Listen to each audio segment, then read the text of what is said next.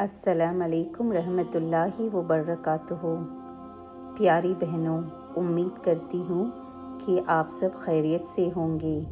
آج ہم ایک بہت اہم فرض کے بارے میں بات کریں گے، زکوٰۃ۔ اللہ تعالیٰ نے قرآن میں کئی جگہ نماز کے ساتھ زکوٰۃ کا حکم دیا ہے۔ یہ اس بات کی دلیل ہے کہ زکوٰۃ اسلام کا بہت بڑا فرض ہے۔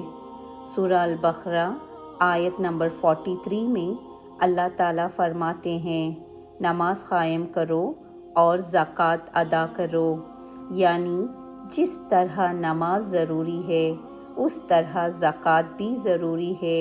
پھر اللہ تعالیٰ نے سورہ التوبہ میں آیت نمبر 103 میں فرمایا، آپ ان کے مال میں سے صدقہ دیجیے جو انہیں پاک اور صاف کر دے۔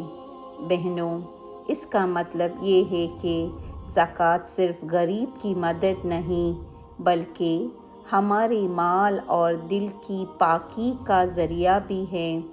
زکوٰۃ دینے سے مال کم نہیں ہوتا بلکہ اس میں برکت آتی ہے، لیکن جو لوگ زکوٰۃ ادا نہیں کرتے ان کے لیے بہت سخت وعید ہے۔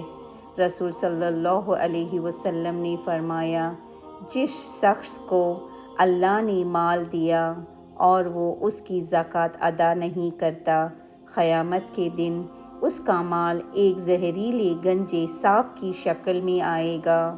وہ اس کی گردن میں لپٹ جائے گا اور کہے گا، میں تیرا مال ہوں، میں تیرا خزانہ ہوں۔ صحیح بخاری حدیث نمبر 1403۔